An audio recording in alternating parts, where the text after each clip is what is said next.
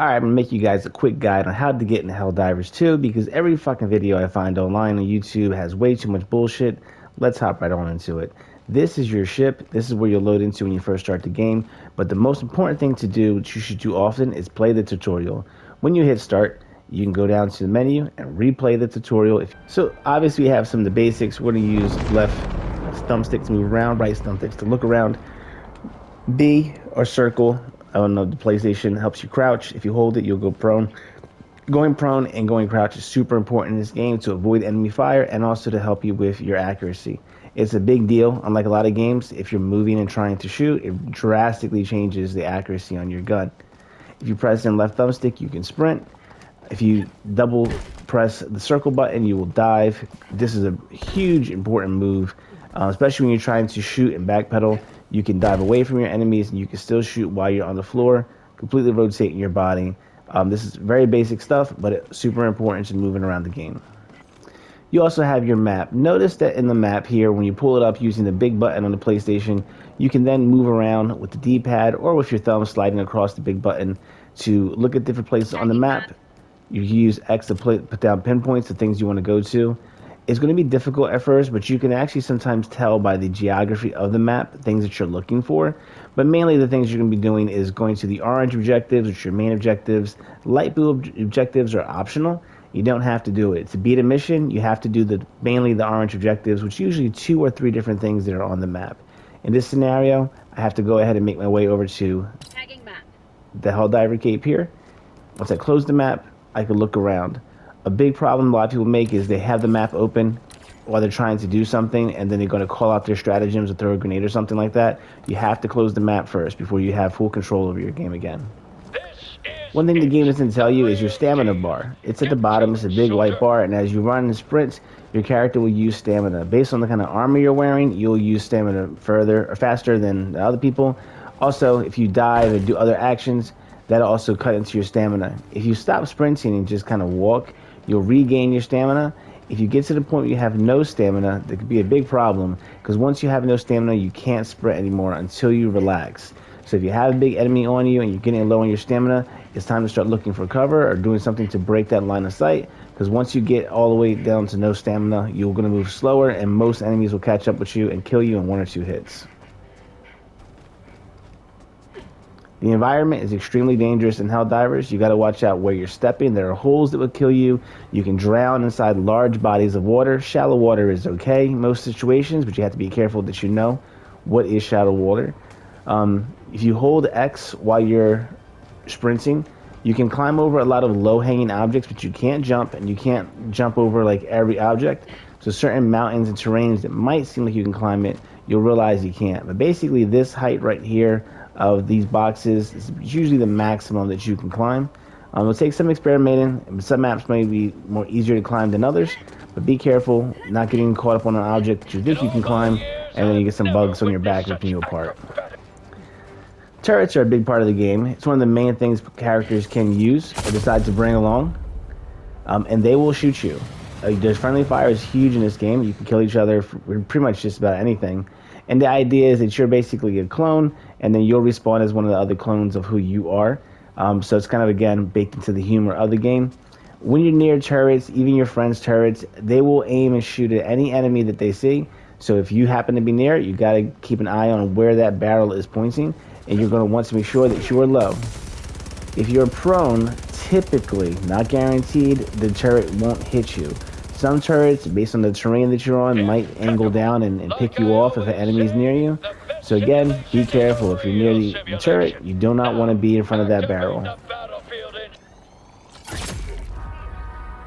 When you get injured, sometimes you might have actually limb damage. Your arms might break, your legs might be hurt. That's going to affect you. You want to pick up a stem and press up on the D-pad and stem yourself. Typically you start off with 2 stems, but there are different boosters that you can bring with you that sometimes will give you more of those stems. You'll also be able to find them on the map and pick them up sometimes, along with other weapons that you didn't bring with you. So you always want to keep your eye open on the map, and if you see anything like that, you can tag things on the map by looking around with left trigger and use the right bumper to put down tags. There it is, the Terminid, the scourge of liberty. Arm yourself square is reload. If you hold down square, you sometimes can access other options on your gun, like turning on your flashlight. If you have a flashlight on your gun, the enemy can see the flashlight in certain dark levels, so you may want to turn it on and off sometimes. Also, with certain guns, you can change the rate of fire by holding down square. When dealing with Terminids and any enemy in Helldivers, you can just kill them, but they also can sometimes just damage their limbs. Damaging their limbs might slow them down, but especially with the Terminids, their limbs being damaged, they still might be pretty deadly if they get one of their claws near you. After enough overall damage, the characters do have a health pool. That is will take them out and they will be dead. Otherwise, they'll just keep coming. When you get a grenade, to arm the grenade, you have to press right in direction pad first. That puts away your gun, and now you're in any regular normal grenade situation. Bullets and grenades do have drop, so you want to aim a little bit above usually what you're going to try to throw at or what you're going to shoot, based on how far they are. On to the next section. Bug holes is a big part of the game when it comes to how the Terminids are spawned, the alien bug-like creatures. So you're going to be situations where you're going to want to bring something that can close the holes. Certain guns have explosive ammo. Obviously, rockets, some of the bigger laser guns can close the holes. But typically, a good old-fashioned grenade is all you need. If you don't have one, you can just look at the bug hole and call it out. Most likely one of your friends or teammates will bring something to close that hole for you. Look up in the sky, recruit. That there is a super destroyer. And its all-powerful stratagems are yours to command. Use a stratagem now to take care of those bugs. Your super destroyer is super important. It's your ship. It's how you go and pick your different maps. It's what you will extract to, what you will drop down from when you're playing. Your friends will hang out with you on your super destroyer as you do your mission. But also it's how you launch all your stratagems. Stratagems are like calling in an airstrike or calling down a turret. They basically come from your ship. Where the ship is at on the map does matter. Certain things like the orbital barrage, for example, shoots a laser. It will be angled down from that super destroyer. When you have a map that has big buildings, sometimes they can get in the way of your stratagems. Keep that in mind. It's not a huge deal, but it's worth knowing. Here's an orbital precision strike. You hold down left bumper, then I'm going to push in this code right here. It's going to be right up, and that'll let me call down my orbital strike. Once you're prepared, you're going to throw it just like a grenade. You can hold L2 to aim better if you want, but wherever I put this at, that super destroyer is going to shoot down on it. That grenade marks the target, and that bullet came down right from the super destroyer. And those enemies are gone. The will of democracy. Stratagems do reset after a certain amount of cooldown. There are upgrades you can get for your super destroyer that might edit how fast that is. Usually like 10% off, something like that. You only can bring 4 stratagems with you, which include extra weapons, turrets, or different kinds of strikes and abilities that your super destroyer might have. These are the things that people typically try to unlock as you keep playing. There is no number one best stratagem or best weapon. It's really about how you want to play. That's the most fun about Helldivers. But of course, they do have different options and play styles, so it's worth experimenting with them. Dying is a big part of Helldivers. It's not likely you're going to get through most missions without dying or killing one of your friends, or your friends killing you. It's very possible based on the kind of weapons you're using and the chaos that will happen on the map. Reinforcing is a huge important part of Helldivers. Missions come with some basic stratagems that everyone has access to, reinforcement being one of them. I'll go ahead and press up, down, right, left, up in this situation. It can change sometimes what the code is you're going to press in, but basically now I can call in a reinforcement. As often as you can, you want to try to bring your friends back down and put them somewhere on the map where they're not in danger, so they have a chance to get their weapons back together and help you back in your battle.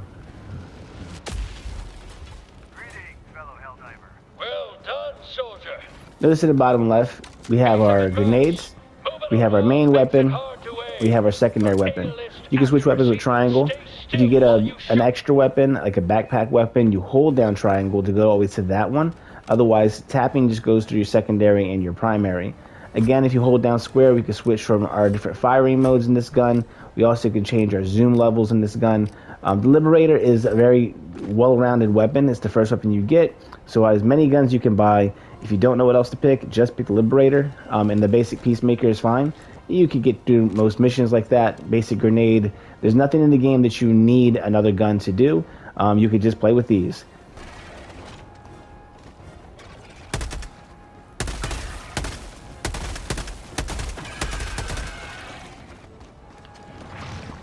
Oh, he's going to close those bug holes. Those unthinking bugs never stood a chance against a genius tactical mind like yourself. If you notice, the big circle is where it actually thinks you're going to shoot. The small circle is where you're trying to aim. And based on how fast you move, that could be a very different shot. Jumping, all these things have different impacts on how you're shooting. So keep that in mind, especially with bigger machine guns. Sometimes getting really low will really tighten up your shot. If you're trying to hit far with certain weapons, even like the pistol, for example, you have much better accuracy the more stable you are. But the more sporadic you are, the more you panic, you will have a lot of shots that you will miss. These stratagems are blue. They have usually different kind of backpacks, like a backpack that's a turret, for example, that'll follow you around and help you. Or you can call them things like the machine gun. A quick tip is the Stalwart is probably the biggest or best machine gun that you can get for your back. It has the best reloads and different options.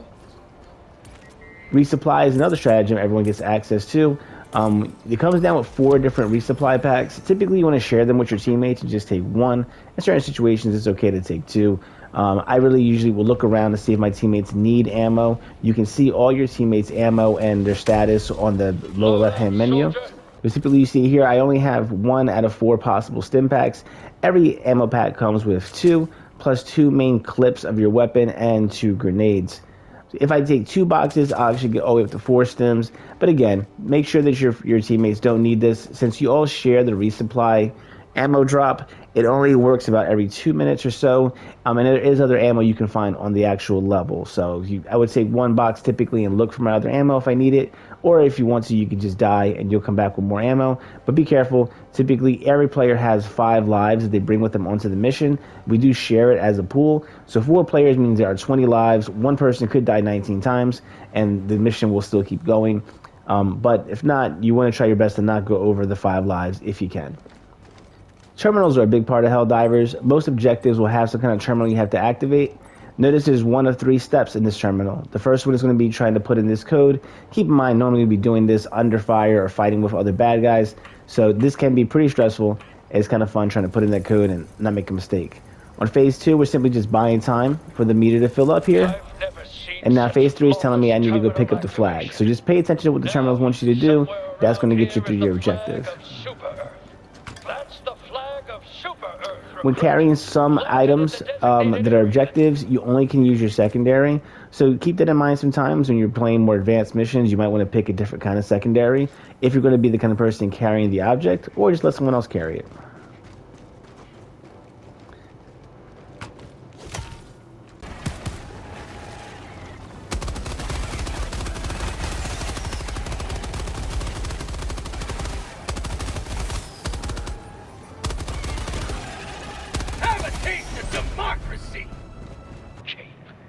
Holding down right bumper and then moving the analog stick lets you quickly talk to your friends without a mic, ask you for certain things. Never mind. Hold position.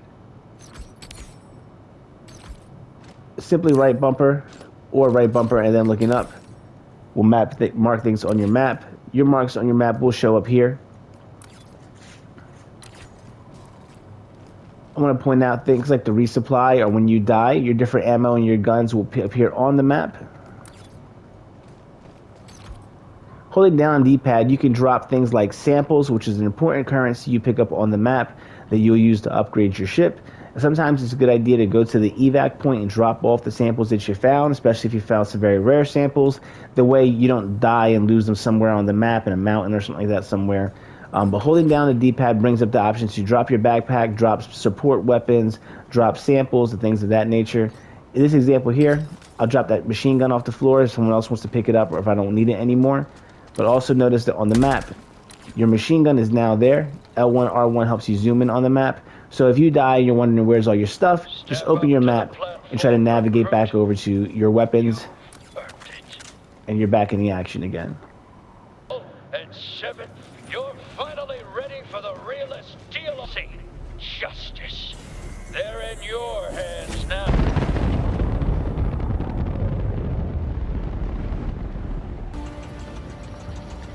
Everything you do in your game revolves around your Super Destroyer.